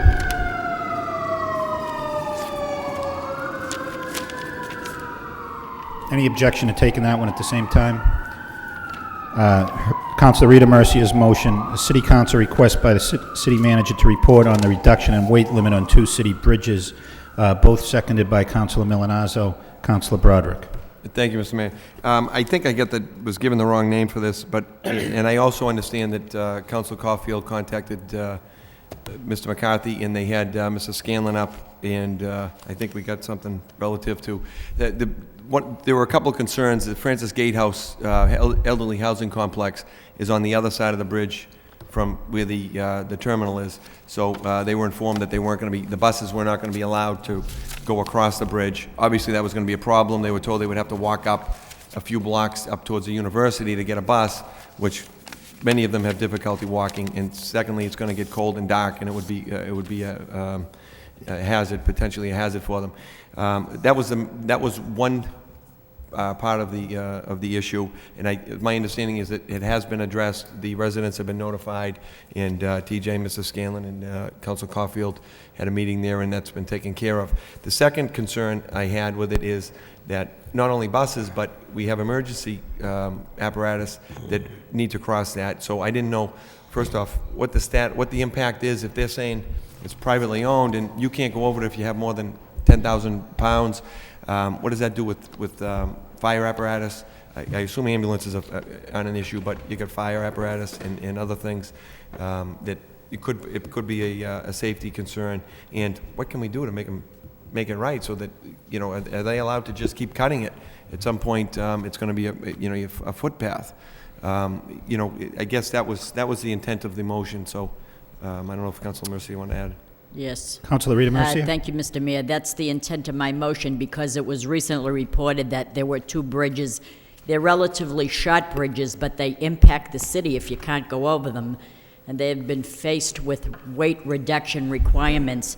And that's the second bridge is on Pawtucket Street before you get to Burback's ice cream stand, the former Burback's ice cream stand, and also the one on Broadway near the Francis Gatehouse Senior Housing. But this motion asks Mr.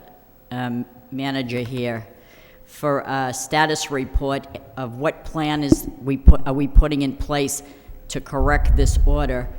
Can we afford to repair these bridges, or will we be faced with a temporary fix? Either way, I'm curious to know what the plan in place is and to get at the bottom of this issue. And I do know that the LRTA buses were stopped from going over these two bridges. However, a bus is a bus, and I know that school buses have been going over it, and so I'm wondering what is the status with the school buses going over it. I saw one going over it today, as a matter of fact.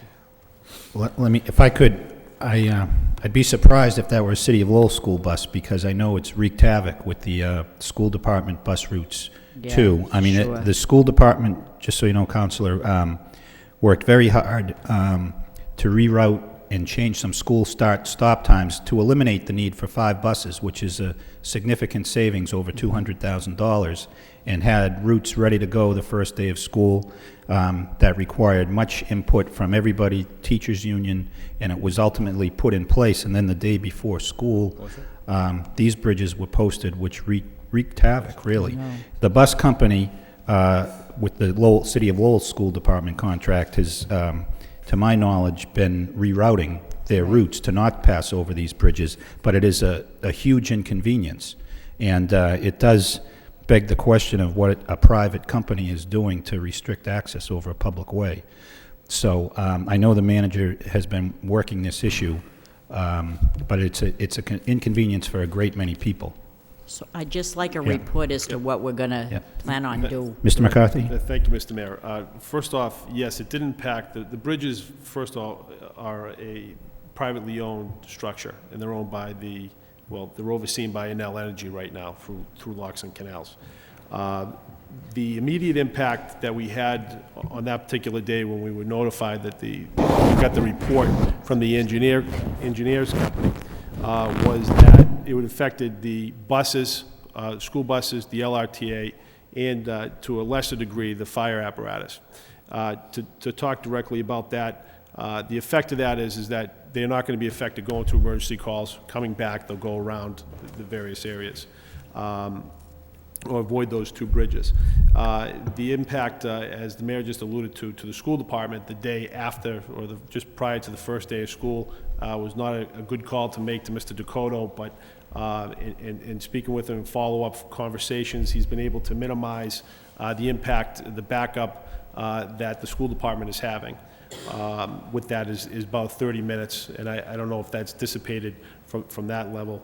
And lastly is the LRTA, which directly was impacted the pickup location for one of the elderly complexes, which we were able to, also stated Mr. Scanlon was able to coordinate some different arrangements.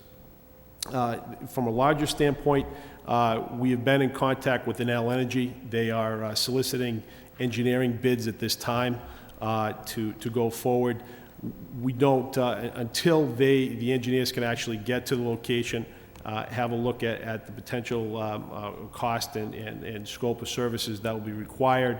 I don't have a time period for when those bridges or when the weight restrictions can be upgraded or lifted at this time. I'm hopeful that, speaking with Steve Curran from the engineers, who's working almost a daily basis with NL to get them to get the work done as quickly as possible.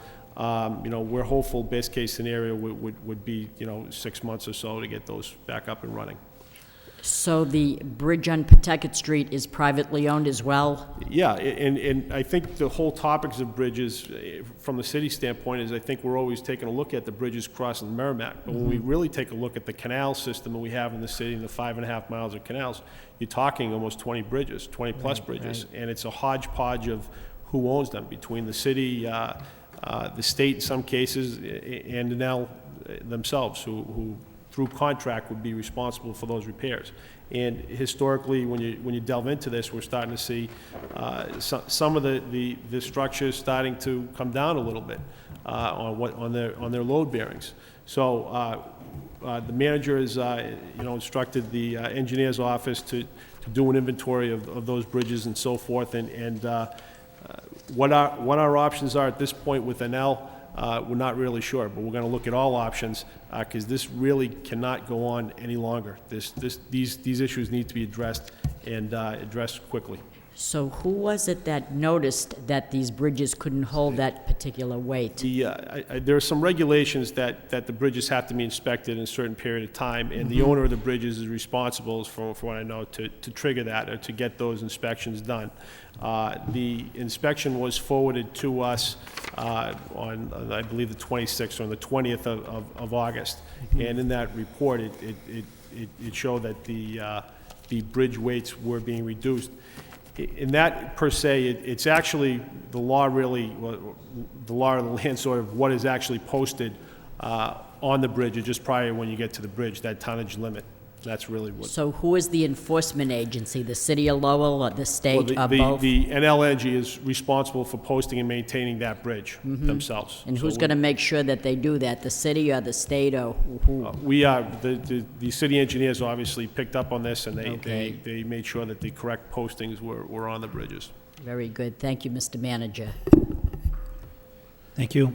Councilor Caulfield, do you want to be thank you, Mr. Mayor. I just want to take this opportunity to thank the manager's office for responding swiftly to this problem at Francis Gate Housing. I received a call last Wednesday from the tenant representative, Rita Claypool, and told me that the bus service is going to be hundreds of yards away. So I immediately called the manager's office, and TJ immediately got on the phone with Jim Scanlon, the LRTA. We had a meeting at the Francis Gate facility last Friday at 2 p.m. 40 residents attended the meeting, and Jim Scanlon and the LRTA, and through the efforts of the manager's office, come up with a sure-footed effort to make sure the buses are going to have a U-turn right there and right in front of the Francis Gate. And I want to thank you, TJ, for your hard work. And also at that meeting was Dolores Donnelly and Bill Dugan from the Lowell Housing Authority, who attended the meeting, and it was government in swift action, and it was a positive result. And TJ, I want to thank you immensely for being involved. Thank you. Thank you. All those in favor of the motions, say aye. Any opposed? Those motions are approved. Next motion by Councilor Broderick. Request the city manager the city council requests the city manager report on the status of city-owned properties and disposition of the same. Seconded by Councilor Milanazzo. Councilor Broderick. Thank you, Mr. Mayor. We saw one come through tonight as an example. I know this has been brought to my attention. It's obviously with the shortfall. I'm sure everybody's got people grabbing them saying, you know, we cut money here or get money there, and in order to help keep taxes from going through the roof. This here, I know there's first off, there's properties that are on the list to be sold, and what's the status of them. And I think this one that came through tonight had been kicking around for a number of months, if not a year now. And there are people, believe it or not, even in this real estate market, that have an interest in going into a venture in real estate. And if we can, first off, we get them out the city's role, we collect some money, which hopefully we can put towards our reserves to build our reserves, which obviously is an issue now. But also, we get it on the tax rolls, and we can collect some money from these properties. The city doesn't pay itself taxes. And as we saw, we're going to have $279,000 sale. Is going to result in 11 artist lofts. So I think that we can, if we get on this, get a report and start being a little bit more proactive maybe in terms of disposing of some of these. I had a gentleman call me and give me a list of 4 or 5 I can provide to the manager's office, but there are people out there that are looking to do this, and I think would love to participate in if the city's in a position to do so. And I understand that the market's down a little bit, we may not get as much money, but if we have it on the books as an asset, maybe we have it overvalued, so maybe the best thing to do is liquidate and build up our reserves and also in our tax rolls. Thank you. Thank you. All those in favor of the motion say aye. Any opposed? Motion is adopted. Next motion is by Councilor Caulfield. City Council requests the petition from the residents of Bedford Avenue be forwarded to the Neighborhood Traffic Subcommittee for report and recommendation. Seconded by Councilor Ramirez. Councilor Caulfield. Thank you very much, Mr. Mayor. Mr. Mayor, I have a same motion as well. Oh, I'm sorry, Councilor. I read that. Motion by Councilor Rita Mercier requests the City Council vote to support the previous vote to restrict traffic on Bedford Avenue. Seconded by Councilor Milanazzo. Councilor Caulfield. Thank you. I believe my colleagues and I received a letter with 42 signatures from the Bedford Avenue, Jennifer Road neighborhood. And Mr. Mayor, I immediately called one of the residents and let them know that I would support their cause. But I spoke to Adam Bakey today, and I am going to withdraw this motion for the simple fact that when the Grandview condominiums was approved by the Lowell Planning Board, a condition of approval was that the developers would install a permanent transitable gate across Bedford Avenue near the Clay Pit Brook. The fire department approved this condition, provided that they are given keyed access to the gate. Also, a second condition of the approval was that the Grandview condominium developers would install a pedestrian signal across the boulevard at Bedford Avenue, also a recommendation of the 2000 traffic study. So, the conditions of approval for the building permit was that the Bedford Avenue would remain closed. And I told the residents today that was the issue, and I don't think they have anything to fear or worry about, that those conditions will be upheld. Thank you. Thank you. Councilor Rita Mercier. Thank you, Mr. Mayor. Yes, it is true that we didn't know at the time probably when we filed these motions, but I do remember that the neighbors on Bedford Avenue and Jennifer Road, they did submit quite a lot of information that a traffic subcommittee had a report and recommendation in 1994 that made Bedford Avenue a one-way street because the street was very narrow.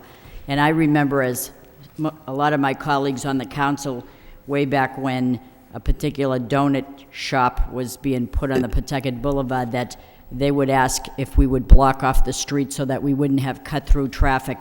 And that was very important to me to support the neighbors over there, and we did unanimously support that. And a lot of us are on the council today. We do remember that vote.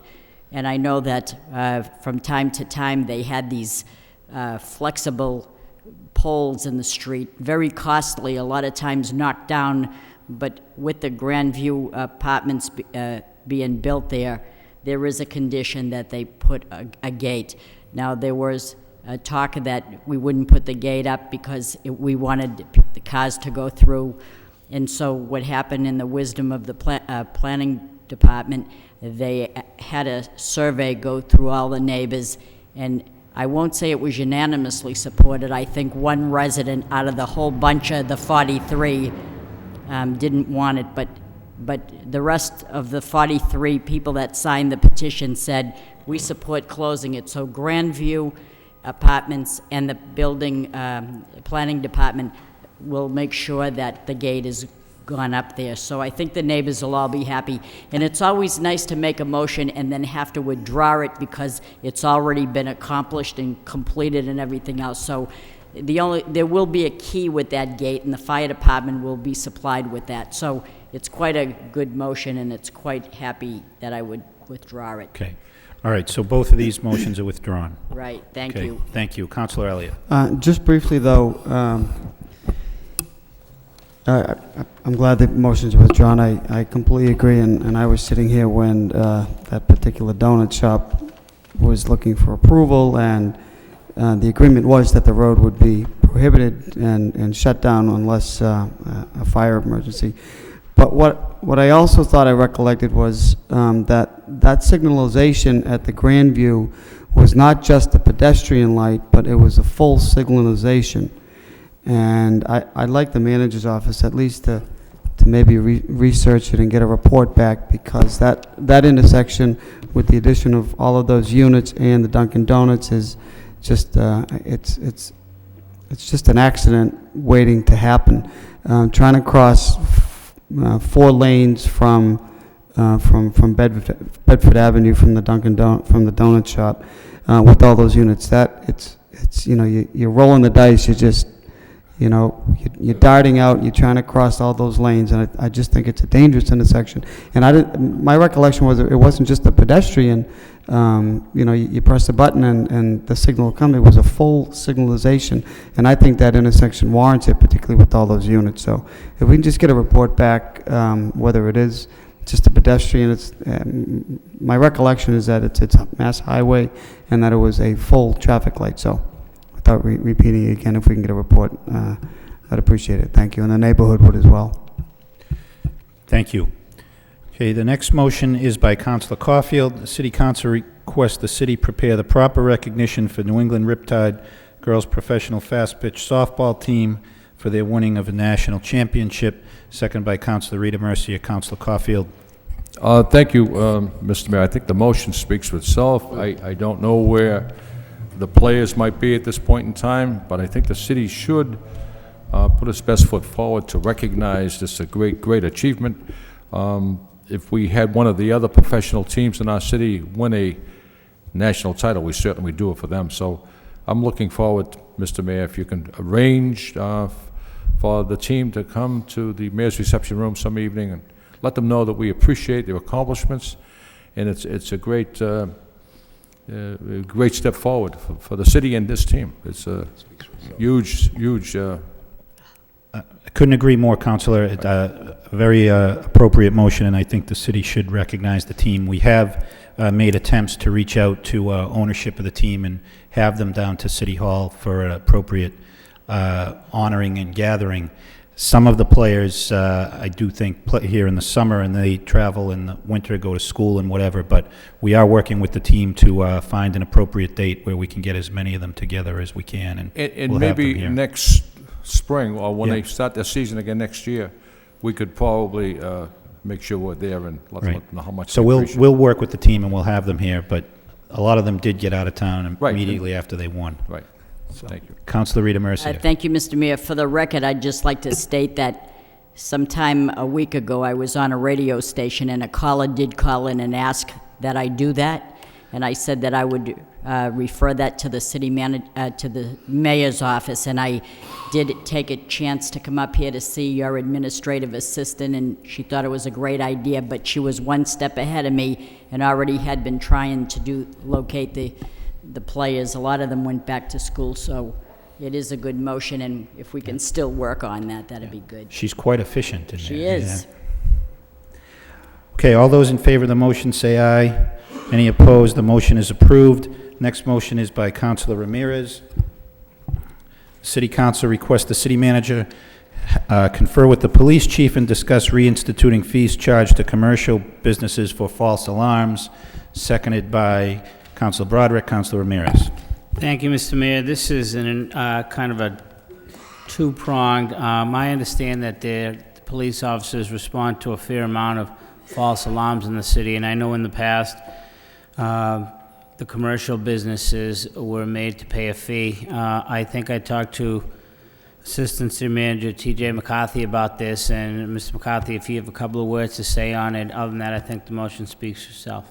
Thank you. Thank you. Thank Mr. you, McCarthy. Counselor. Yeah,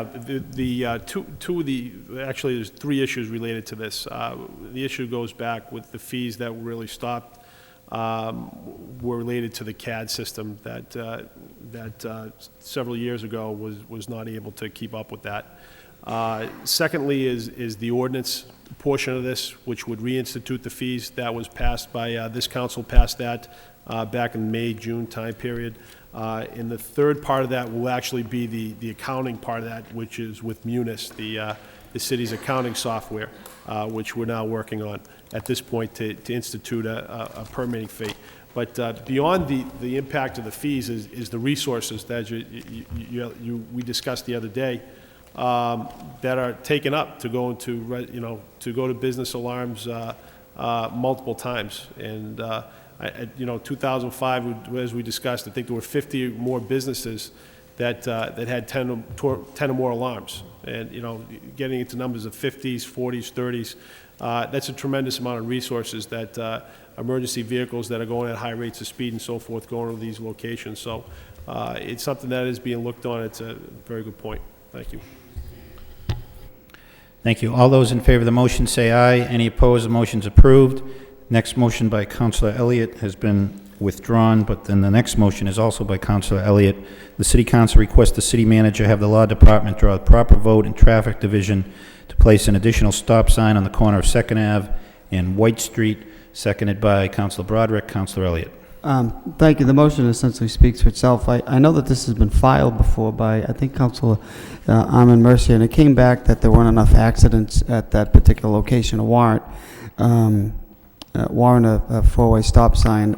But if you know the intersection, it is dangerous, and I did get calls from the neighborhood to take a second look at it. And while I understand planning and development of the traffic engineer, they have to look at some information to warrant a stop sign. Trying to prevent accidents is a way, I think, to do it. So again, the motion speaks for itself, but it did come back not warranting a stop sign. I mean, those people that live there know better than just, than those that may not live there just because there weren't a lot of accidents. And the same thing, similar thing, I don't know if I can just bring it up, was a motion I think Councilor Rita Mercier filed on Glenwood and Draper Street. Report came back that there weren't enough accidents to warrant a four-way stop sign there, but if you drive through there, it's a very dangerous intersection, and I would think, and so do the neighbors in that area, Glenwood and Draper, think there should be a four-way stop sign. So if I can amend my own motion, Mr. Mayor, to take a second look at those, I would appreciate it, and the neighbors would appreciate it. So that's the gist of the motion. Thank you. Second on the amendment by Councilor Broderick as well. Anyone else on this? All those in favor of the motion as amended, say aye. Any opposed? The motion is approved. Next motion is by Councilor Rita Mercier. City Council requests the City Manager have the Law Department draw the proper vote for 60-day trial for restricted parking at 124 Lakeview Avenue, seconded by Councilor Caulfield. Councilor Rita Mercier. Thank you, Mr. Mayor. This is a request for a 60-day trial for a plumbing business at 124 Lakeview Avenue to be able to receive supplies in an area that has many residents who park in front of this business and occupy that space for most of the day. I'd just like to refer this motion to the traffic engineer, if in fact we have one, so that he or she can determine what particular sign would be sufficient at that special site. Do we have a traffic engineer? Okay, good. Thank you. Councilor Caulfield? Thank you, Mr. Mayor. On the same vein, I was asked to ask the manager about the parking spaces, I believe it's on Cross Street, the new development, the corner of Broadway and Cross, the old Pappas Funeral Home. And because those parking spaces aren't there, because of some red tape or some paperwork, they can't go forward with opening that business. So could we look into that, Mr. Please, I appreciate it. Okay. All those in favor of the motion say aye. Any opposed? Motion's approved. Next motion is by Councilor Milonazo. City Council requests the city manager have the traffic engineer explore the possibility of placing a crosswalk at the corner of Wentworth Ave and Andover Street, seconded by Councilor Ramirez. Councilor Milonazo, is it on? Thank you, Mr. Mayor. I was contacted by the family that lives at, I believe, 444 Andover Street, asked us to explore the possibility of a crosswalk. I think this would be the third crosswalk on Andover Street, the whole length of Andover Street. So again, I would like the traffic engineer to look at it. Again, I'm not looking to create, obviously, a safety hazard, but they're looking to make sure that their kids can cross. And there is a school down at the end of Wentworth Avenue, but the kids can cross over Andover Street safely. So if the traffic engineer could look at that. Thank you. All those in favor of the motion say aye. Any opposed? The motion is approved. The next few motions are mine. Any objection to just taking them here? All right, the first motion, the City Council requests the city manager have the law department draw the proper vote to name the corner of Farragut Street and 7th Avenue for Daniel Gannon. Second. Second by Councilor Caulfield. I'll have more to say about this when it comes back under the under the city manager's portion of the agenda. Councilor Caulfield. Mr. Mayor, I'm very happy that you brought this motion forward. As you well know, and we all know, the council, the Gannon family is a very proud, respected family from Pawtuckaville. And Mr. Gannon, not only did he serve his country, but he served his city and his state extremely well. And I know Daniel Gannon, the son of Daniel Gannon, and that they have a very proud family, and I'm glad you brought this motion forward. Thank you. You're correct, and we'll have more to say about Mr. Gannon's accomplishments when the vote comes back to be adopted. All those in favor of the motion say aye. Any opposed? The motion is approved. Next motion is also mine. City Council requests the city manager have the proper department install additional lighting in the parking lot across from 130 South Street, seconded by Councilor Rita Mercier. This motion speaks for itself. It's not a very well-lit area, and anything we can do, I think, would benefit the residents in that area. All those in favor of the motion say aye. Any opposed? The motion is approved.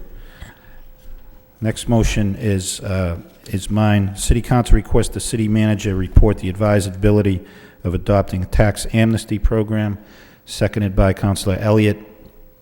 I'm just looking for a report back from the manager on this, but if I could explain briefly what I'm thinking about here is not to forgive taxes for anybody, but to take a look at the possibility of perhaps for a limited period of time, 30, 60, or 90 days, adopt a program where interest and/or penalties would be forgiven if the amounts were paid.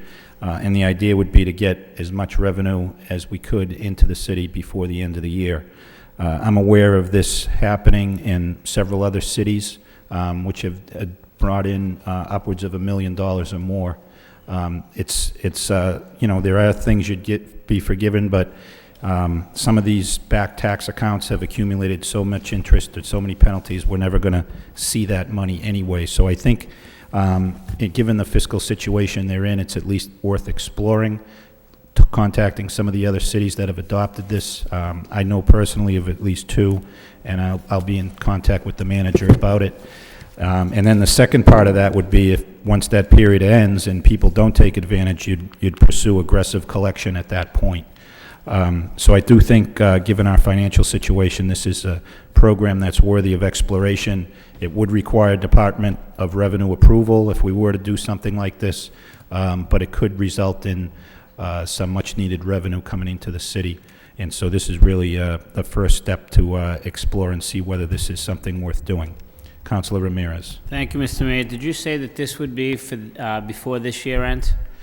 Before Yes, the fiscal year? if we could do it in time, yes. Oh, great. That's an excellent idea. Thank you. Okay, all those in favor of the motion say aye. Any opposed?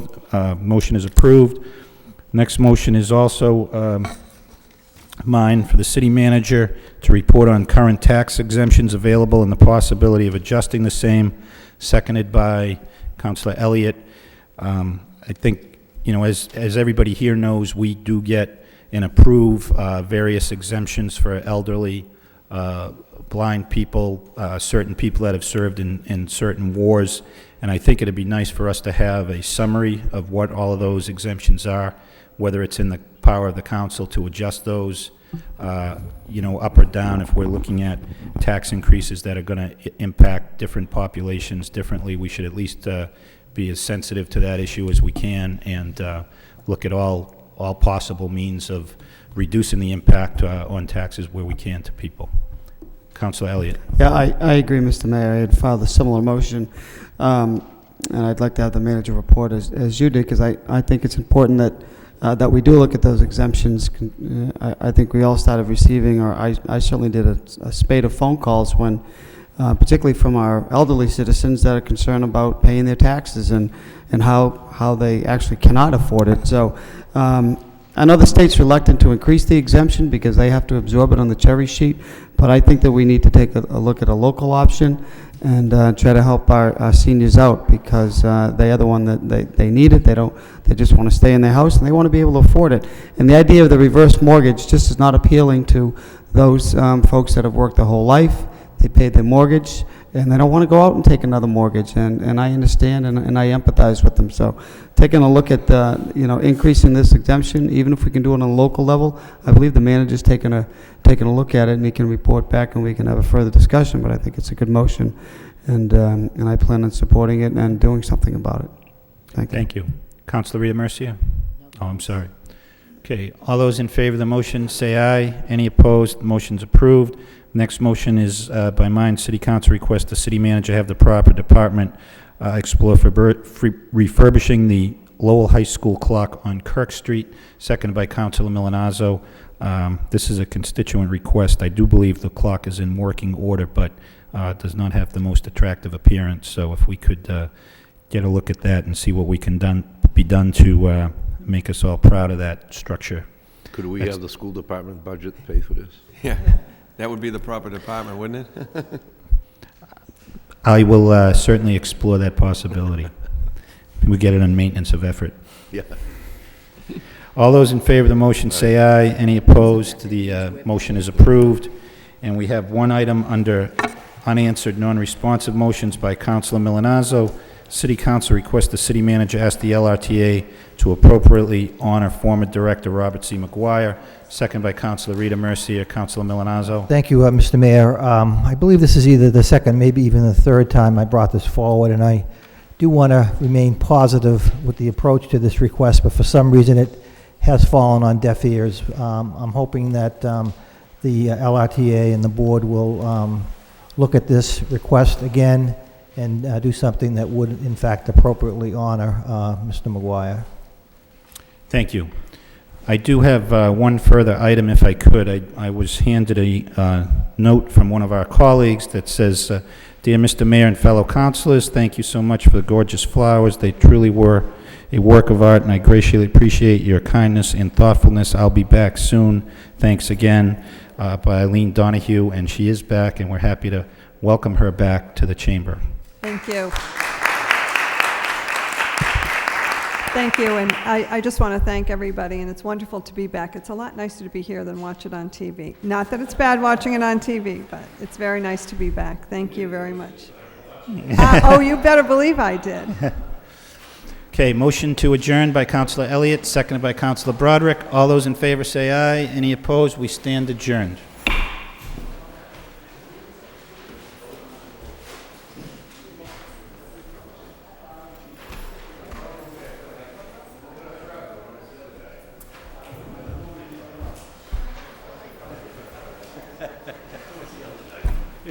That's the other